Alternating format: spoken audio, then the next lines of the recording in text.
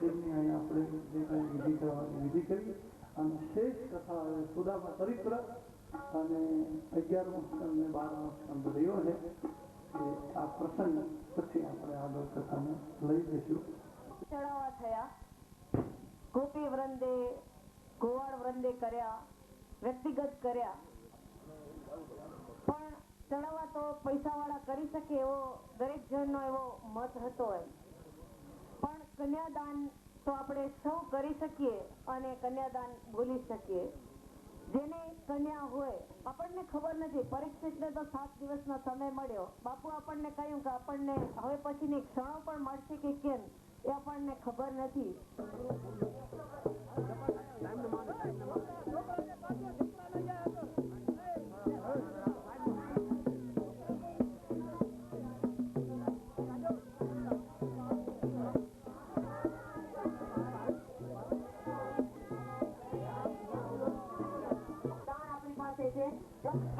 વાંઢાની અંદર તો એક રાતમાં બેન 7 લાખ રૂપિયા થયેલા. ત્યારે મેં એમ કહ્યું કે આપણામાં પણ એટલી શક્તિ, બહેનોને વોલેન્ટિયર્સને વિનંતી કરીએ કે તમે ત્યાં મંડપમાં ઉભા રહો.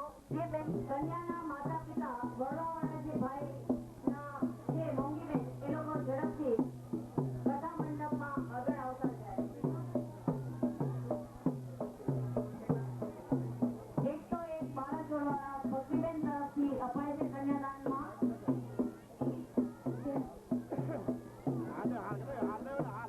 125 રૂપિયા ભગવાનલાલ વ્યાસ તરફથી.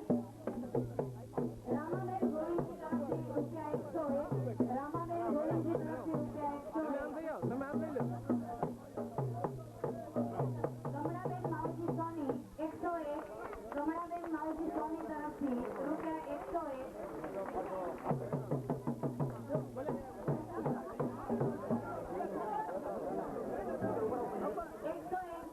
151 મોંઘીબેન મોહનલાલ.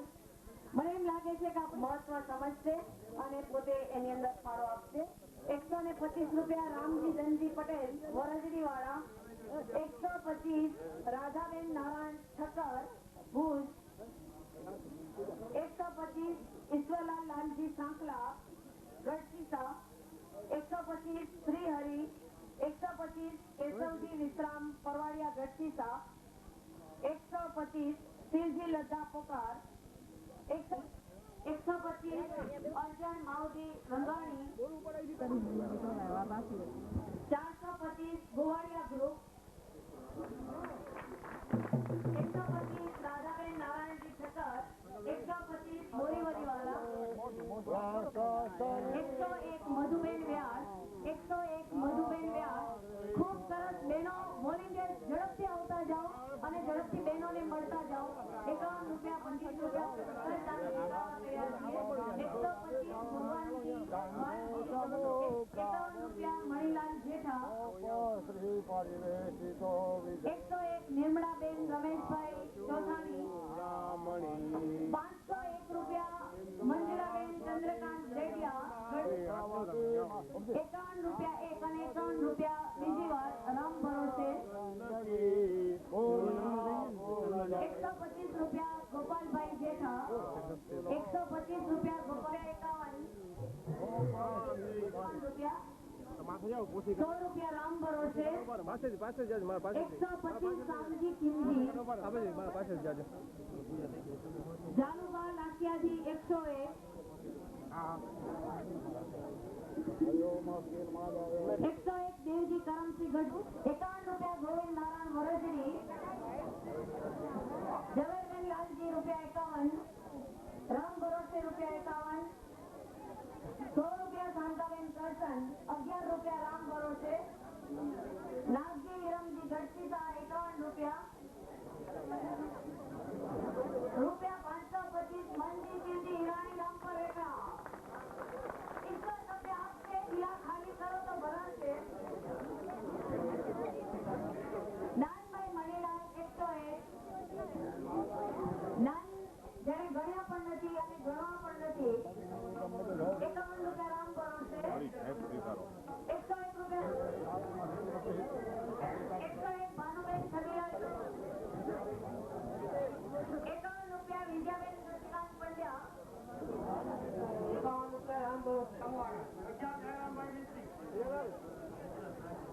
રૂપિયા જયંતિલાલ શાહ, 51 પ્રવીણ કુમાર કિશનજી, 51 રૂપિયા રામ ભરોસે, રૂપિયા 51 રામ ભરોસે. વોલેન્ટિયર્સ ભાઈ બહેનોને વિનંતી કે હજી પણ તમે મંડપની અંદર જાઓ, ઘણા ભાઈ બહેનોને લખાવવા છે.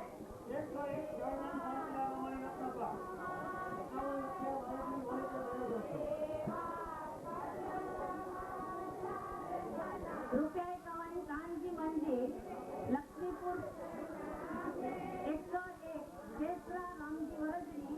વિનંતી કરું છું કે અમારી ભેટની જોડી લઈને, અમારી ભેટ જે લીધો છે એ ભેટની જોડી લઈને અમારા વોલેન્ટિયર ભાઈઓ સભા મંડપની અંદર આવે છે. આપણે જોડીને સરકારી આપજો.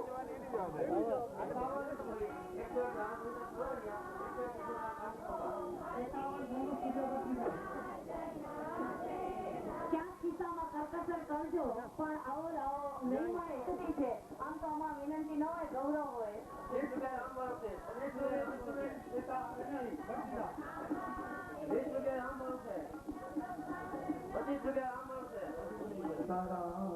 तुम्हारी जय जय सीताराम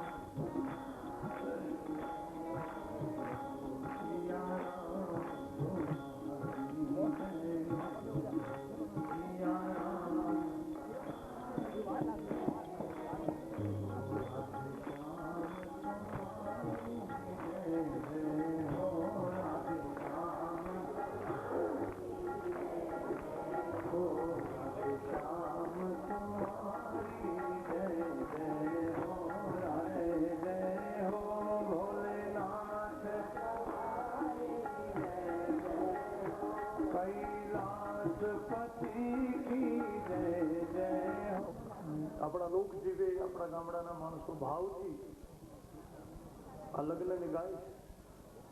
અષાઢ મહિનો એ પહેલો મંગળ ફેરો છે, શ્રાવણ મહિનો એ બીજો મંગળ. પણ પહેલા મંગળ ફેરામાં શું અપાય? અષાઢ મહિનામાં પહેલો વરસાદ પડે તો ધરતીને મળે શું? પહેલું પહેલું મંગળ વરસાદ, પહેલું પહેલું મંગળ, આ પહેલું પહેલું મંગળ વરસાદ, પહેલું પહેલું કે લાદી કે રે આંગળે ખાઈ લીલી લાદી કે રે આંગળે ખાઈ લીલી. અષાઢ મહિનામાં તો વરસાદ પડે એટલે આખી ધરતી હરિયાળી બને, એટલે એમ લાગે કે જાણે પૃથ્વીને કોઈ લીલી ઓઢણી ઓઢાડી દે. આ લાદી કે રે આંગળે ખાઈ લીલી લીલી ઓઢણી રે, લાદી કે રે આંગળે ખાઈ લીલી લીલી. પછી આવે શ્રાવણ મહિનો, બીજું બીજું મંગળ વરસાદ, બીજું બીજું મંગળ. શ્રાવણ મહિનામાં તો અનેક પ્રકારના ફૂલ ખીલે, રંગબેરંગી. એટલે હવે લીલી ઓઢણી નહીં, હવે ઓઢણીનો રંગ ફરી ગયો, એનો આખો કલર ફરી ગયો. બીજું બીજું મંગળ વરસાદ, બીજું બીજું મંગળ વરસાદ, લાદી કે રે આંગળે ખાઈ પચરંગી ઓઢણી રે.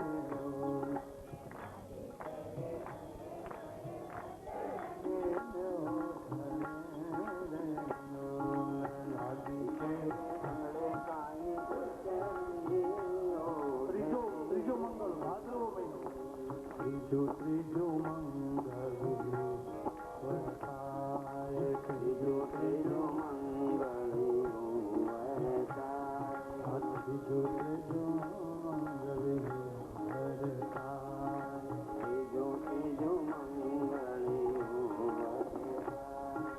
લાદી કેરા પગમાં કાંઈ ફૂલડાની ફાટું ભરી રે, લાદી કેરા પગમાં કાંઈ ફૂલડાની ફાટું ભરી રે, લાદી કેરા પગમાં કાંઈ ફૂલડાની ફાટું ભરી રે.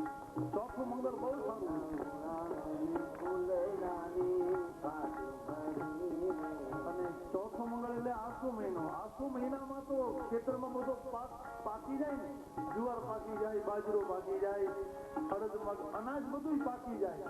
એટલે હવે અષાઢ મહિનામાં જે લાડી હતી હવે લાડી નથી રહી. કવિએ બહુ સારી ઉપમા આપી. ચોથું ચોથું મંગળ વરસાદ, ચોથું ચોથું મંગળ વરસાદ, ચોથું ચોથું મંગળ વરસાદ, ચોથું ચોથું લાડી તેરા હૈ રે કાઈ જને તાના ભાવ થયા રે, લાડી તેરા હૈ રે કાઈ. આખા સમાજના તમામ જીવ માટે જેને અનાજ પકાવી દીધું, ઝાડ પાડ પશુ પંખી છોરું વાછરું વાછરડું આ બધાને માટે ધરતીએ જેને પાક આપી દીધો, એક જનેતા એના બાળકને પેટ ભરે, એક ધરતી તમામ જીવનું પેટ ભરે.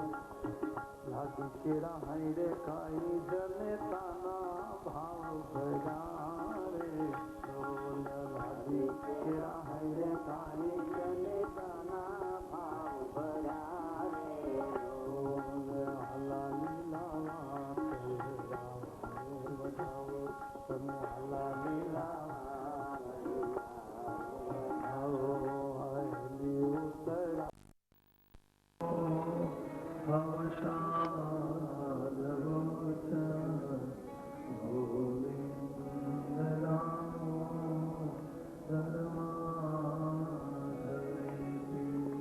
પતિ ગોપ ગોકુલાનંદ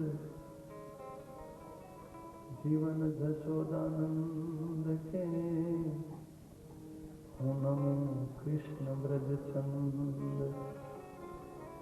ગોપતિ ગોલોકપતિ અને ગોપ ગોકુલાનંદ જીવન જશોદાનંદ કે નમો કૃષ્ણ બ્રજચંદ.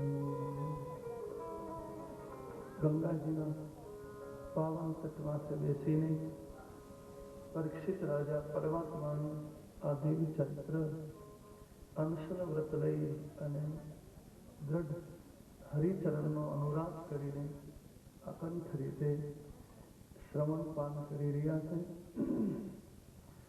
ભગવાન રુદ્રાવતાર સુખદેવજી મહારાજ પોતાના મુખારવિંદમાંથી હરિલીલાની ગંગાને પ્રગટાવી રહ્યા છે. ભાગવતજીના 10મ સ્કંદનો આરંભ થઈ રહ્યો છે. ગોકુળમાં પરમાત્માનું પ્રાગટ્ય થયું. પરમાત્મા પૂર્ણ રૂપે સમસ્ત કલાઓ સાથે નંદ અને યશોદાને ત્યાં પૂર્ણ રીતે પ્રગટ્યા છે. એટલે પરમાનંદનું પ્રાગટ્ય થયું છે. પરમાત્મા ગોકુળમાં પ્રગટે, પરમાત્મા અયોધ્યામાં પ્રગટે, દશરથ અને કૌશલ્યાને ત્યાં પ્રગટે, નંદ જશોદાને ત્યાં પ્રગટે. આપણા હૃદયમાં પરમાત્મા ન પ્રગટે. હવે એક જિજ્ઞાસા પ્રત્યેક સાધકને, પ્રત્યેક જીવાત્માને હોવી જોઈએ. મારા હૃદયમાં પરમાત્માને પ્રગટાવવા હોય તો મારે શું કરવું જોઈએ?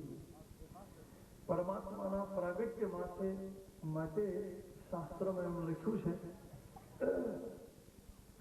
કે પ્રત્યેક જીવના જીવનમાં 5 પ્રકારની અનુકૂળતા આવી જાય તો હૃદયમાં હરિ પ્રગટે.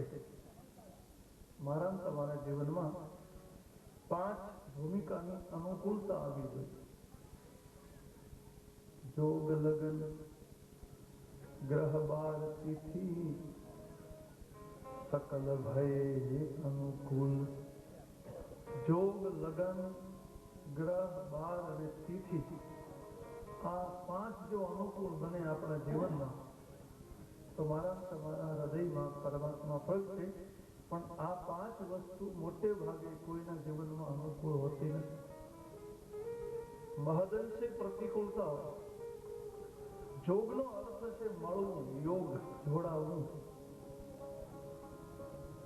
આપણે ગમે તેને મળીએ અને આપણને મળવાથી સામી વ્યક્તિને આનંદ થાય એને અનુકૂળ યોગ કહેવાય. આપણે જેને મળીએ આપણને આનંદ થાય એમ નહીં, આપણો તો કોઈ કદાચ સ્વાર્થ હોય અથવા આનંદ થાય પણ આપણે મળવાથી સામી વ્યક્તિ ભીતરથી રાજી થાય, ઔપચારિકતા નહીં. આમ બનાવટી હાસ્ય કરીને તમે મળ્યા બહુ સારું કે એમ નહીં. એના રોમ હસતા હોય એનો ભીતરથી તો એના આંખ એના નેત્રો કરી દે ને. આંખ છે એ તો હૃદયનો અરીસો છે એટલે એ દેખાઈ જાય. પણ જેને આપણે મળીએ એનાથી સામી વ્યક્તિને આનંદ પ્રગટી જાય, મુદિતા પ્રગટે, તો એને અનુકૂળ યોગ કહેવાય. બે પ્રકારના માણસો હોય છે સમાજમાં કે એકને મળવાથી દુઃખ ઊભું થાય અને એક જયારે આપણાથી જુદા પડે જાય ને ત્યારે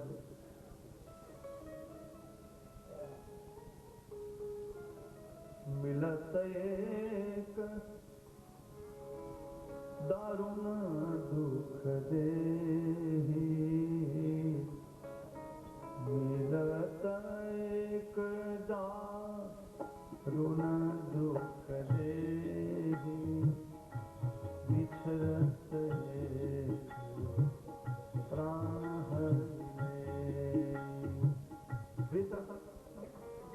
દુકાનમાં વેચાય એટલે એક માથે એક ચોંટીને પીડ્યા હોય. દુકાનમાં પતંગનો સંપ દેખાય કે કેટલી એકતા, કેટલો સમન્વય. કારણ કે દુકાનમાં તો પતંગો ખરીચા હોય ને વેચવા વાળા એક માથે, પણ એની સાચી ઓળખાણ તો એ ઉડે ત્યારે ખબર પડે ને, જયારે આકાશમાં ઉડે ત્યારે એકબીજાને કાપવાની જ વાત કરતા હોય. તો દુકાનમાં જ એકતા હોય. એટલે મારા તમારા યોગમાં કોઈ રાજી નથી. ઘરવાળા એવું ઈચ્છે કે આનો વિયોગ થાય. અનુકૂળ યોગ તો એને કહેવાય જેને મળવાથી આપણે મળીએ અને સામી વ્યક્તિને આનંદ થાય. આ યોગ અનુકૂળ બને. યોગ લગ્ન અનુકૂળ કેટલા ના બને એમ. આમ તો લગ્નમાં વિવાહમાં ઘણો ફરક છે. વિવાહ એટલે સમાજના રીતિ રિવાજો પ્રમાણે એકબીજાને બાંધી દેવાની વાત છે. પછી એની પ્રકૃતિનું મિલન નથી, અને આત્માનું મિલન નથી, અને મનનું મિલન નથી. વિવાહ એટલે રીત રિવાજ પ્રમાણે. આમ દાખલા તરીકે આપણે કદાચ કોઈના હાથમાં હાથ નાખીને બજારમાં ચાલતા હોય તો એનો અર્થ એવો થઈ ગયો કે આપણે બે એકમેક થઈ ગયા. એમ તો તમે બારણા બે બંધ કરો એટલે બે બારણા ભેળા થાય, પણ એમાં એકબીજાને કઈ લાગણી ન હોય તો બંધ બારણા કરો એટલે એકબીજાને ભેળા થઈ બંધ થઈ જાય. એટલે લગ્નની આખી ઘટના જુદી છે. વિવાહ છે ને એ તો સામાજિક રિવાજ છે, અને લગ્ન છે ને એ તો આત્માની ઘટના. અને લગ્ન કેટલાના અનુકૂળ છે? પતિ પત્નીના જીવન કેટલાના અનુકૂળ? મોટે ભાગે ના હોય. રેર કેસમાં બને, ક્યારેક ક્યાંક જોવા મળે પતિ પત્ની. કારણ કે વિચાર ભેદ હોય, મતભેદ હોય, ઘણી વાર મનભેદ હોય, પ્રકૃતિ ભેદ હોય, સામ્યતા લગભગ ન હોય. પણ લગ્ન જો અનુકૂળ થઈ જાય, પતિ પત્નીનો વિચાર એક, પતિ પત્નીનું મત એક, પતિ પત્નીનું મન એક. અને પતિ પત્ની એ તો શારીરિક અલગતા છે, મનની અલગતા છે, આત્માની અલગતા છે. એ તો આત્મા બંનેનો એક હોય, મન બંનેનું. અને એ સીતાજી જયારે અશોક વાટિકામાં હોય અને હનુમાનજી જયારે મુદ્રિકા લઈને ગયા, તમે જોજો પતિ પત્નીની એકતા કેવી હોય. હનુમાનજી તો પત્રકાર છે, હનુમાનજી તો સંદેશા વાહક છે, પણ એવો સરસ સંદેશો આપ્યો કે સીતાજીને આનંદ થઈ જાય. સીતાજી એમ પૂછ્યું, મુદ્રિકા આપી હનુમાનજી, એ બધા સમાચાર આપ્યા. પછી સીતાજી એમ પૂછ્યું કે રામે કઈ સંદેશો આપ્યો, તને કઈ ખાનગીમાં કહ્યું કે સીતાને આમ થઈ જાય? હનુમાનજી કહ્યું, હા પ્રભુએ સંદેશ હતો આપ્યો. તું કઈ વાત તો કરતો હતો. હનુમાનજીએ કહ્યું કે રામે એમ કહ્યું કે પ્રેમ તત્વ કર મમ અરુ તોરા, જાનત પ્રિયા એક મન મોરા. તારો અને મારો પ્રેમ તત્વ હે પ્રિયા, એક મારું મન જાણ. પ્રેમ તત્વ છે, પ્રેમ પદાર્થ, પ્રેમ ભૌતિકતા નથી, અલૌકિકતા છે. પણ પ્રેમનું તત્વ તારો મારો જે પ્રેમ છે એ તો મારું મન જ જાણે. અને સો મન રહત સદા તોહી પાહી, અને મારું મન સતત તારી આગળ રહે. એટલે મારે સંદેશો મોકલવાનો કઈ છે જ નહીં. મારી આગળ મારું મન હોય તો હજી સંદેશો મોકલું, પણ મારું મન તો સતત તારી આગળ રહે. સો મન રહત સદા તોહી પાહી, અને જાની એ પ્રીતિ રસ એતને હું માહી. બસ આને જ પ્રેમ રસ કહેવાય. એટલા સમજી તો પતિ પત્નીની એકતા આ કહેવાય. કે મન ત્યાં છે, અહીં નથી. અહીં હોય તો અહીં કંઈક હોય તો અહીંથી મોકલાવો, પણ અહીંયા કંઈ છે જ નહીં, બધું ત્યાં જ જમા થયેલું છે તારી આગળ. પણ અનુકૂળ લગ્ન નહીં. રામના જીવનમાં અનુકૂળતા દેખાય, કૃષ્ણ જીવનમાં નથી દેખાય. પછી તો ભગવાનની લીલા હોય. નહીંતર કૃષ્ણના જીવનમાં લગ્નની અનુકૂળતા નથી. રૂક્ષ્મણી રીસાઈને બેઠા છે. તમે દ્વારકા ગયા હશો અને ન ગયા હો તો જઈ આવજો ખાસ. તો જોઈ આવજો કે 1 કિલોમીટર રીસાઈને રૂક્ષ્મણી દૂર બેઠા છે. આપણી પત્ની કદાચ આપણાથી નારાજ થાય તો સમજી શકાય કે આપણામાં કાંઈક ઘટે.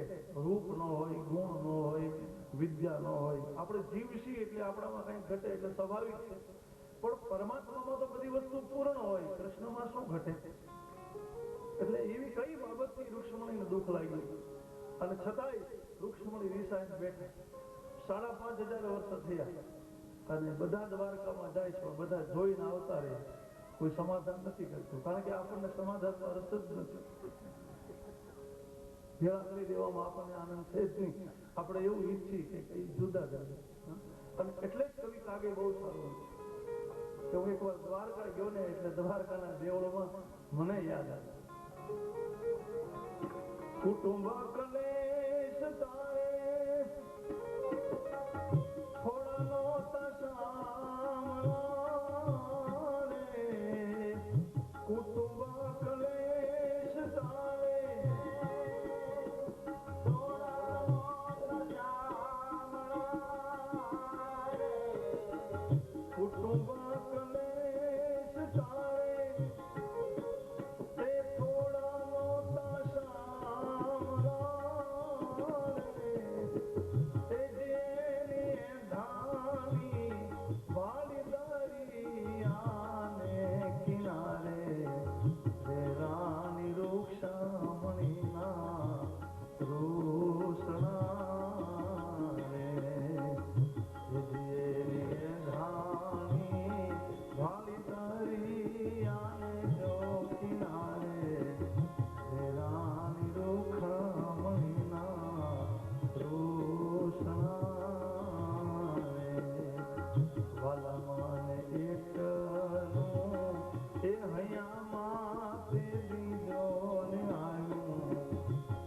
આ દ્વાર ક્યાને દેવળે એ દ્વારે ક્યાને દેવળે.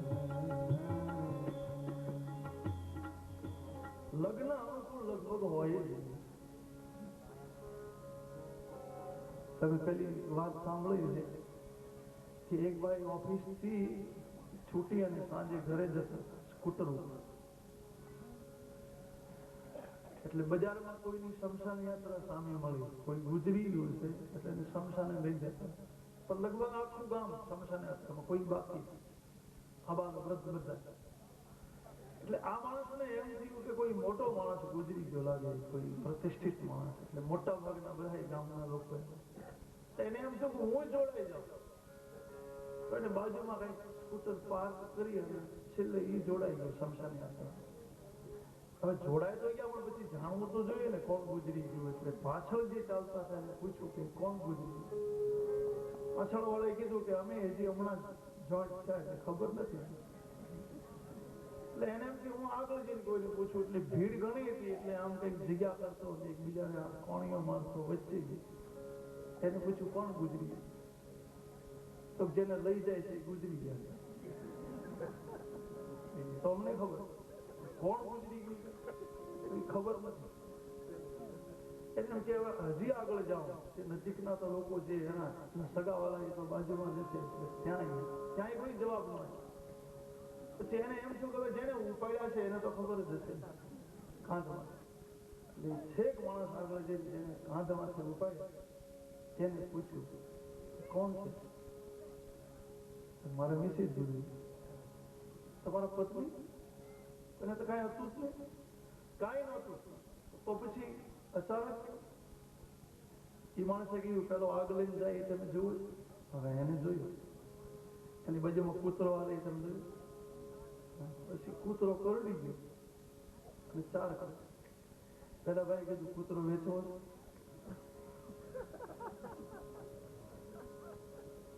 પેલા કાંદે જે ઉપડ્યા છે કે તમે સમસાને આવો પછી વાત કરી તો તમે જે કહ્યું આટલો અસરકારક જો કૂતરો હોય કામ કરતો હોય તો મારે તો ખાસ જરૂર છે તો તમે સમસાને આવો એટલે પછી તો તમે જે કહો કિંમત આપી દો તો કે આમાં કિંમતનો સવાલ નથી પણ સમસાને આવો તો ત્યાં શું તો કે ત્યાં ચીઠીઓ નાખવી છે કારણ કે મારા સગા સંબંધી તો 5-25 છે પણ આ જે ભીડ છે ને એ કૂતરાની જ છે આ બધા કૂતરો લેવા આવે એટલે ત્યાં ચીઠીઓ નાખે એટલે મોટે ભાગે ચીઠીઓની તૈયારી છે ઘણા લગ્ન જીવનમાં બાકી અનુકૂળતા નથી એમ લાગે જો લગ્ન અનુકૂળ ક્યાંથી બને બહુ કૃપા પરમાત્માની હોય ત્યારે પ્રકૃતિ સામે બને મન સામે બને આત્મા સામે આપવા જ માંગતા હો ને તો તમને જોયા પછી એમ થાય કે તમારી જેવો એક દીકરો મળે એટલે ભગવાન કેવું તો થાશું પણ પછી પરમાત્માને વિચાર થયો કે મારી જેવો હું બીજો ક્યાં ગોતવા જાઉં એટલે કીધું હું જ તમારી સાથે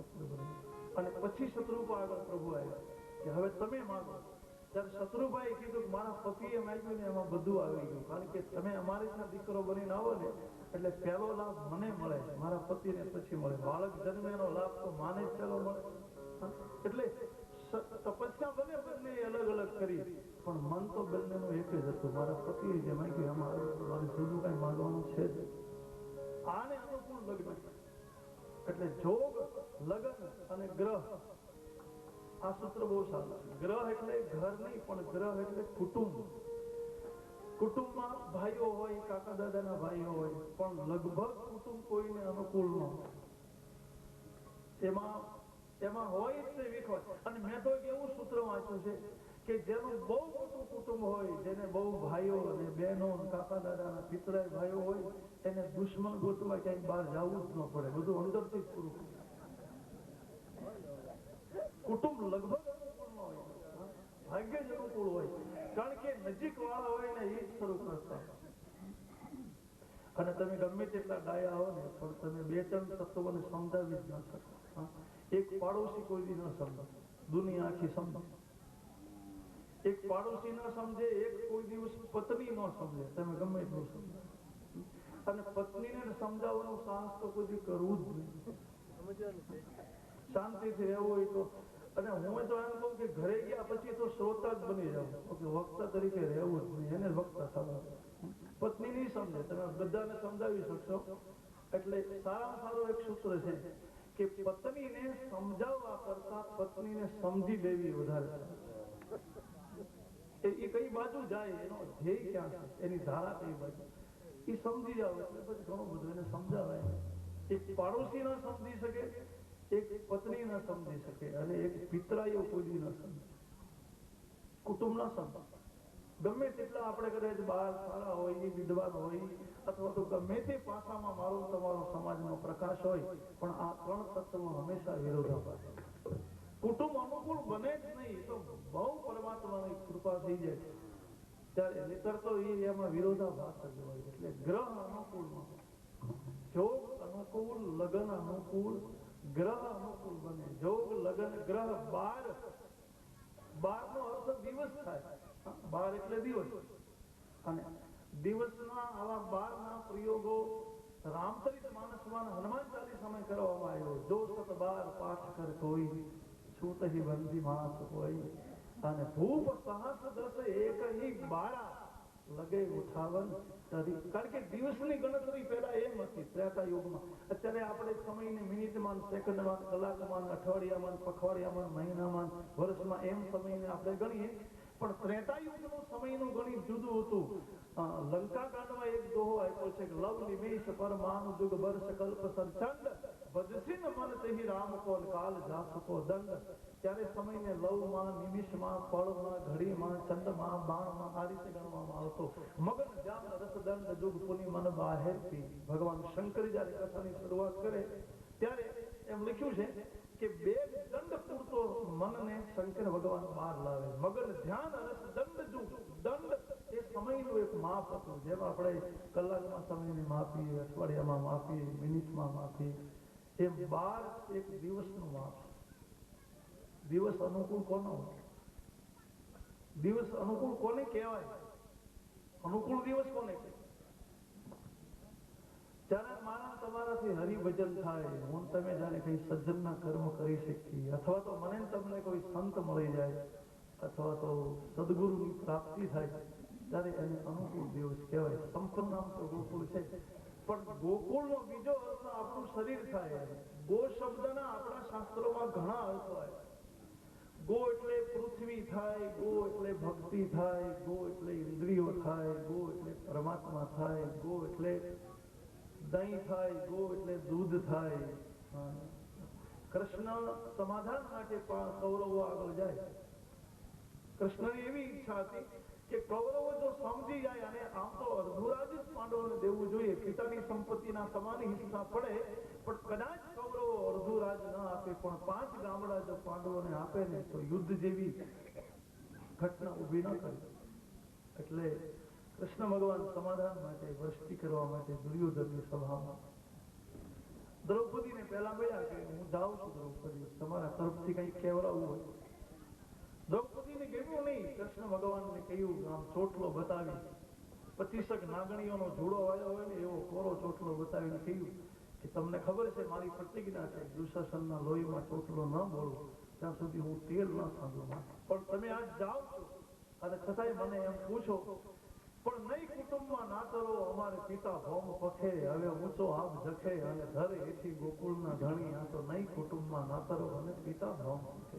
અમારો તો હવે તમે જ છો, બાકી બીજું કોઈ છે નહીં, કુટુંબમાં કોઈ નથી. અમારો બાપ પાંડુ રાજા તો સ્વર્ગમાં ગયા, એટલે અમારા તો ઊંચો આપ અને નીચી ધરતી, તમને જેમ યોગ લાગે એમ કરો. દ્રૌપદીને ગમ્યું નહીં. દ્રૌપદીની ઈચ્છા નહોતી, સમાધાન નથી કરવું, યુદ્ધ કરી લઈશું. પણ કૃષ્ણને એમ કે હશે દ્રૌપદી તો નારી છે એટલે તેનો રોષ હોય, અને એની ઉપર એવી ગુજરી દ્રૌપદી ઉપર, એટલે એને સ્વાભાવિક રોષ હોય. પણ છતાંય કૃષ્ણની એવી ઈચ્છા છે, જેને કેન પ્રકારનું જો સમાધાન થતું હોય તો રૌદ્ર ઘટનાનો ઉપદ્રવ ન કરવો, યુદ્ધની ઘટના ન લાવવી. આમ માની અને દુર્યોધનની સભામાં કૃષ્ણ, હવે દૂરથી કૃષ્ણને આવતા જોયા એટલે શકુડી, જયદ્રથ, દુશાસન ને દુર્યોધનને એ બધા જોઈ લીધા, એટલે એકબીજા કીધું જો પેલો કાળિયો આવે, બધા વ્યવસ્થિત બેસી જાવ. એટલે બધા વ્યવસ્થિત બેઠા. ભગવાન કૃષ્ણ આવ્યા એટલે કૃષ્ણએ એમ સ્વાભાવિક પ્રસ્તાવ મૂક્યો કે ભાઈ હું તો તમને આમ થોડુંક સમજાવવા આવ્યો છું. આમ તો અર્ધોરત રાજ તમારે પાંડવોને આપી દેવું જોઈએ, પણ પાંડવો આટલું બધું ન માગે. તમે કદાચ 5 ગામડા આપી દો તો યુદ્ધ ન કરો. અને 5 ગામની જ્યાં વાત કરી એને દુર્યોધનની આંખ ફરી અને કૃષ્ણને ઝાટકી નાખ્યા. દુર્યોધને કે સોચી અગ્ર દબે એથી ભૌમ મેં આપું તો ગોરસ કી જાનો, તુમ ગોરસ કી જાનો. અરે કૃષ્ણ, તું તો 5 ગામની વાત કરે, બાકી 100 નું નાકું ટકી રહીને એટલી જમીન હું ન આપું. 5 ગામની ક્યાં વાત કરે, એક 100 નું નાકું ટકે. સોચી અગ્ર દબે એથી ભૌમ મેં આપું, અને તું આ બધું લઈને આવ્યો, આવી બધી વાતો લઈ. તને ગોરસની ખબર પડે, તું ગોવાળીઓ કહેવા, તને ગાયમાં, દૂધમાં, દહીંમાં ખબર પડે. ગોરસ કી જાનો, પણ તું ગોરસ કી જાનો ના. ગો એટલે પૃથ્વી, તને દહીં દૂધમાં ખબર પડે, બાકી તને પૃથ્વીના રસમાં ખબર ન પડે. ગોરસ કી જાનો, તું ગોરસ કી જાનો ના. અને કિરીટ સુભદ્રા લઈ ગયો. હવે તને મારે કેવું શું કૃષ્ણ, તારી સગી બેનને સુભદ્રાને ઓલો અર્જુન લઈ ગયો, તારે એની સામે વેર ખેડવું જોવે. આ તો તું જોઈ શક, બાકી અમે ક્ષત્રિયો આ જોઈ ન શકી. કિરીટ સુભદ્રા લઈ ગયો, એસા તો નિહાળ્યો તો ને, મેને તો નિહાળ્યો નહીં. અને સૂચી અગર દબે એસી ભોમ. એટલે ગો શબ્દના ઘણા અર્થ છે. ગો એટલે ભક્તિ થાય, ગો એટલે પૃથ્વી થાય, ગો એટલે ઇન્દ્રિયો થાય, ગો એટલે પરમાત્મા થાય, ગો એટલે દૂધ, દહીં, ગાય, ઈશ્વર, ઘણા બધા.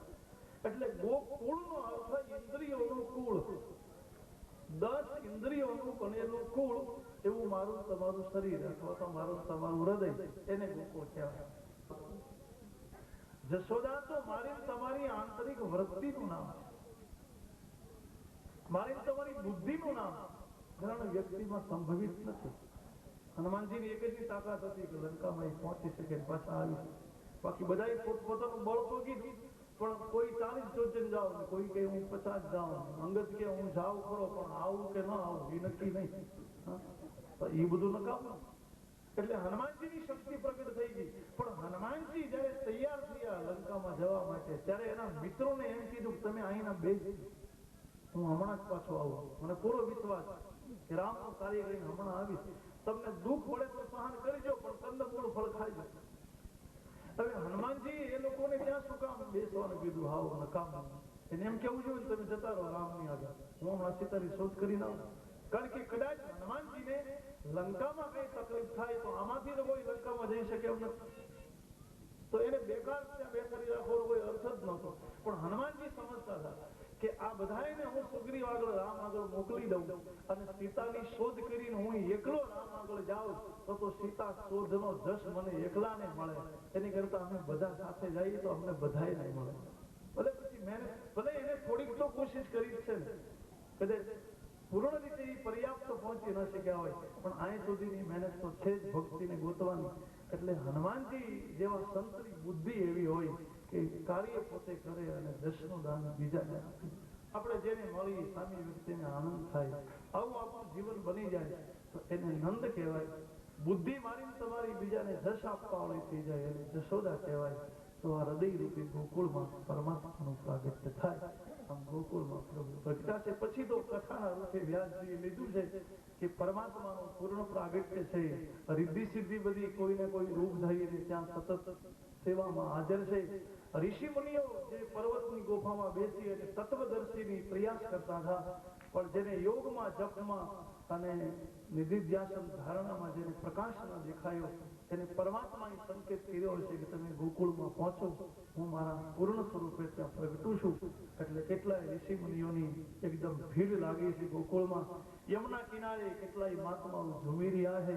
અને નંદ અને યશોદાનું ઘર તો ગોકુળમાં મોટું, નંદ યશોદાને કોઈ સંતાન નહીં, અને આખા ગામની એવી લાગણી કે નંદ અને યશોદાને ભગવાન એક દીકરો આપે એટલા માટે. અને ગામડાના માણસો એકદમ કુદરતને આધીન રહેવા વાળા, પ્રકૃતિના ભરોસે જીવવા વાળા, પશુ ગાયોનું પશુપાલન કરે, ખેતી કરે, આ સિવાય બીજું કઈ જાણે નહીં. એકદમ સાદું જીવન બધાય, પણ સરળ.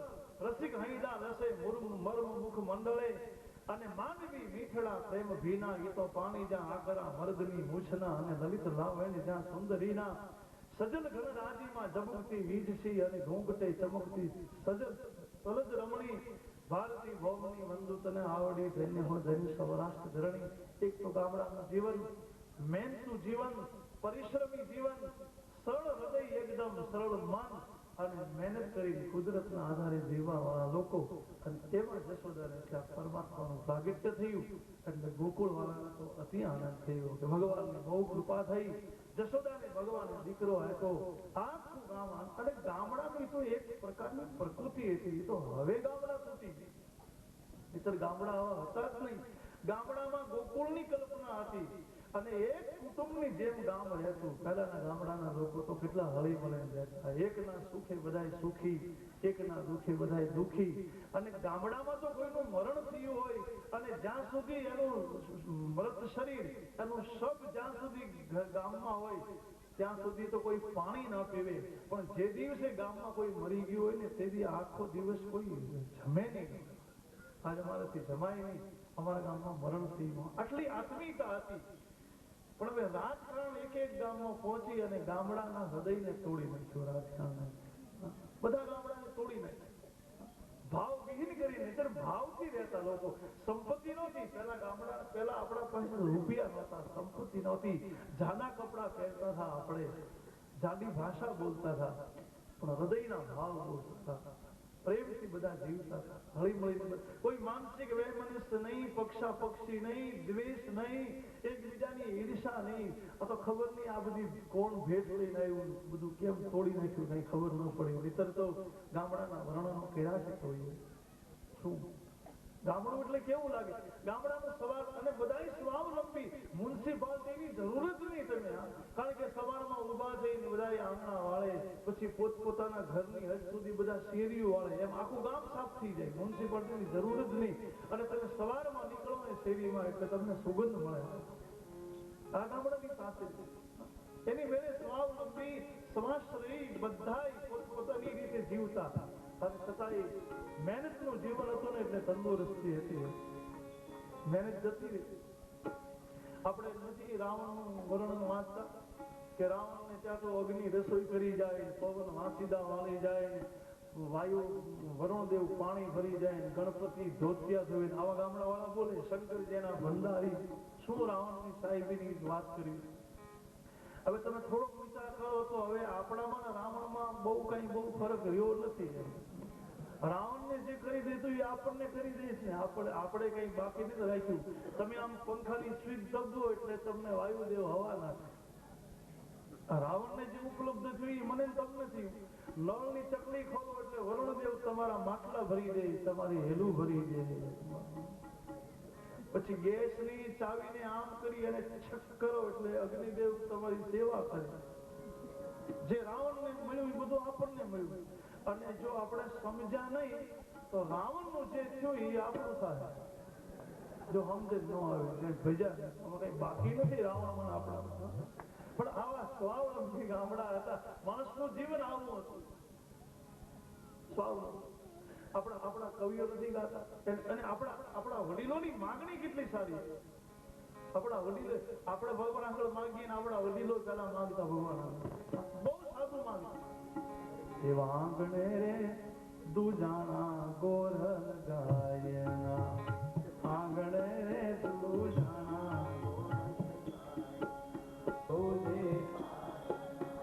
બાંધ્યારે રાખજો પ્રભુજી પારણા. અમારો વંશ વેલો એવનમ ચાલે એટલી. અને કેવા પાછા બાળકો નિર્દોષી અને નિરોગી નાના બાળ મેનો નામે અમને રે વાલી અમારી ઝૂંપડી.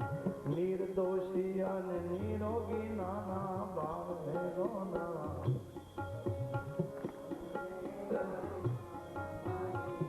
બાળકો નિર્દોષી હોય, નિરોગી હોય.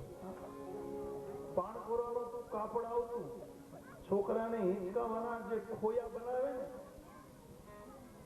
એ ખોયાનું કાપડ તો જાડું આવે.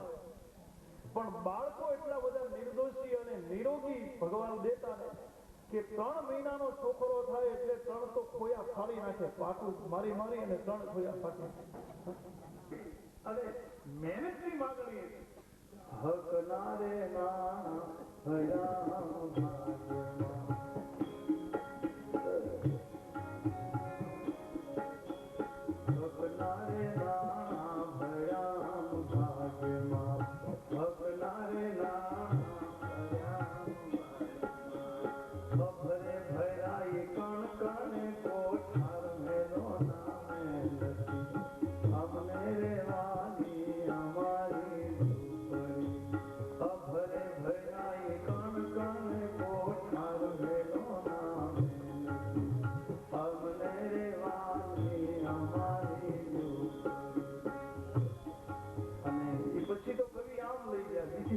અત્યારે વર્તમાન કાળમાં કે મોટા મહેલ બાંધ્યા હોય, મોટા મકાનો હોય, 2-3 મજલાના મકાનો અને બહારથી રંગ રીપેર કરેલા. કવિ કાગની કલ્પના બહુ સારી. કવિ કાગે એમ લખ્યું કે એકવાર કવિ આમ બજારમાં નીકળ્યો અને મોટો મહેલ જોઈ ગયો, મોટો બંગલો જોઈ ગયો, બહુ રૂપાળો બંગલો. એટલે કવિને એમ થયું કે બંગલો બહુ રૂપાળો, પણ એની અંદર રહેવા વાળા કેવા રૂપાળા છે એ બંગલાને પૂછવું પડશે. અંદરની હેલચલ શું બતાવ તને ખબર હોય. એટલે કવિએ બંગલાની એકદમ દિવાલ પાસે બેસી અને બંગલાને કાનમાં પૂછ્યું કે તું તો રૂપાળો છો પણ તારી અંદર જે રહે એ કેવા રૂપાળા. એટલે બંગલાની આંખમાં આંસુ આવી ગયા કે જે બીજું કઈ પૂછવું એ પૂછો, બાકી ઈ રહેવા દે, પૂછવા જેવું કે બોલો ભાઈ બંગલા બોલો, હૈયાની હાથડી ખોલો. બોલો ભાઈ બંગલા બોલો, હૈયાની હાથડી ખોલો. ભાલો એવો મુખથી ભાખો, રુદામાન સંઘરી રાખો. નંદ બાબાના જે મંદિર હજી ગોળી જેવું રાખ્યું, પણ એ તો શ્રદ્ધા મારી સવાય ચખી રહે. એ વખતની ગોળી કઈ અત્યાર સુધી હોય નહીં. પણ આંગણામાં ભગવાન શંકરનું મંદિર છે, જે કૃષ્ણ દર્શન કરવા ભગવાન ગોકુળમાં આવ્યા. બહુ બધું પણ ગોકુળ પણ એ સમયનું ગોકુળ જયારે ભગવાન પ્રગટ્યા ગોકુળમાં, ત્યારે આખા ગામના લોકો ભાવ પ્રધાન છે. એટલે એના ઘરમાં જે કઈ વસ્તુ છે, દૂધ, દહીં, માખણ, મિશ્રી, અક્ષત, કુમકુમ, હલ્દી, દધી, દુર્વા, આ બધા સોનાના થાળમાં લઈ અને નંદ બાબાની ઘરે આવે. કૃષ્ણ જન્મનો મહોત્સવ બને અને આખા ગામના લોકોનું નંદ બાબા સન્માન. નંદજીનું જીવન તો અદ્ભુત છે. નંદના આંખમાંથી અશ્રુ પડે અને બધા એને હાથ જોડી અને સન્માન કરે, આદર આપે અને ગાયોની પૂજા કરે, બ્રાહ્મણોની પૂજા કરે. નંદ બાબા એમ કહે કે અમારા નસીબમાં તો ક્યાં દીકરો હતો, આ તો ગાયોની સેવાના ફળથી અમને ભગવાને દીકરો આપ્યો. બ્રાહ્મણોના આશીર્વાદથી અમારે આ બધું થયું, મિત્ર અમારા કર્મમાં તો કઈ દીકરો જેવું હતું નહીં, અમે તો સંતાન વગરના જ હતા. પણ આ તો બ્રાહ્મણોની અને ગાયોની બહુ કૃપા થઈ. તમારા બધાનો સદભાવ, તમારી જે અંદરની લાગણી હતી અમારા પ્રત્યે, તમારી વિનંતી ભગવાને સાંભળી અને અમને આ લાભ આપ્યો. એમ આખા ગામને જશ આપે નંદ બાબા. અમારું કાંઈ નથી, આ તો બધું તમારું. અને કન્યાને ગોદમાં લઈ અને જશોદા બેઠા અને માખણ મિશ્રીની છોડું ઉડે. મંદિરોમાં દીપમાળાઓ પ્રગટી ગઈ, શંખનાદ થવા લાગ્યા અને વાજિંત્રો વાગે. ક્યાંય હૈયું દળાય, ગોકુળમાં જગ્યા ના મળે. અને કેટલાય લોકો દેવો અને દેવતાની સ્ત્રીઓ માનવીના રૂપ ધરી, ગોપ ગોવાલનના રૂપ ધરી અને હરિનું દર્શન. મિત્ર આ તો દર્શન દુર્લભ જ હોય. ચતુર્ભુજ રૂપે તો વિષ્ણુને જોતા હોય, પણ નીચે ભગવાન લીલા કરવા જાય અને માનવીય ચરિત્ર કરે, એનું દર્શન કરવા માટે દેવતાઓ દેવતાની સ્ત્રીઓ ગોકુળના ગોપ અને ગોવાળિયાના રૂપ લઈ અને બધા આવ્યા. અને કેટલાક ઋષિ મુનિએ તો ભગવાનને એવી પ્રાર્થના કરેલી કે અમારી સાધનાથી તમે કદાચ અમને ના મળો, અમે યોગ કરીએ, જપ કરીએ, યમ નિયમ બધું કરીએ અને છતાંય તમારું દર્શન ન થાય, તો અમારી એવી વિનંતી કે તમે જ્યારે ગોકુળમાં અવતાર લો ને ત્યારે એકાદું વૃક્ષ બનાવી દેજો, અમને ગાય બનાવી દેજો, અમને વાછરડા બનાવી દેજો.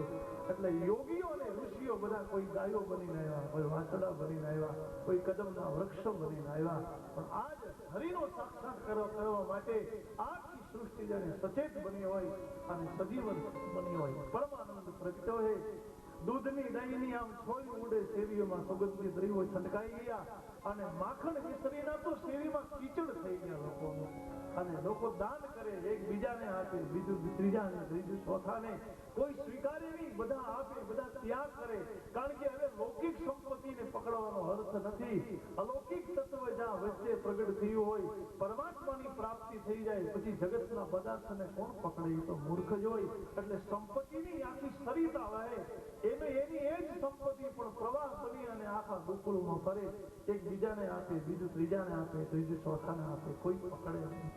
અને જય જય કરતા મંદિરો में दीप जले, मंदिरों में दीप जले, कन्हैया तेरे मंदिरों में दीप जले. हाँ कृष्ण तोरे मंदिरों में दीप जले, मंदिरों में दीप जले,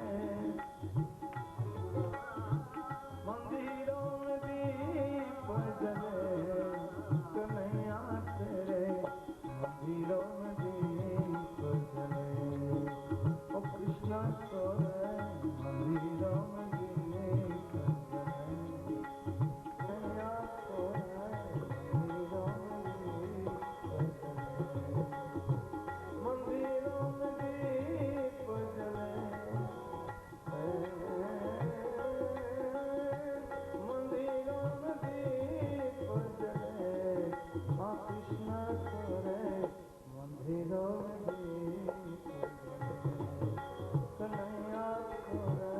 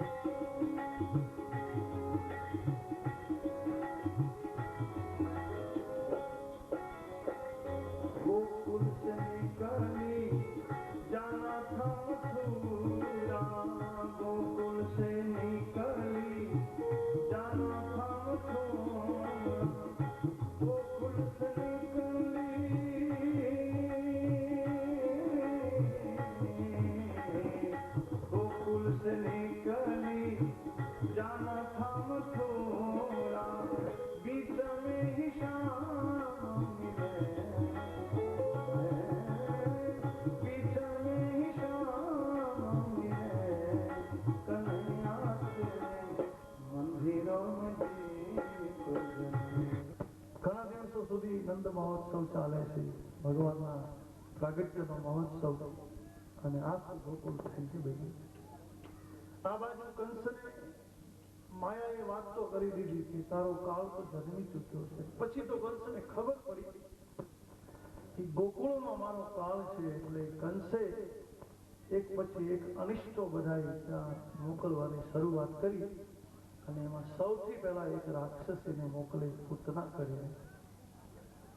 કૃષ્ણ અવતાર અને રામા અવતારના અવતાર ચરિત્રના મંગલાચરણમાં તમે જોજો સામ્યતા.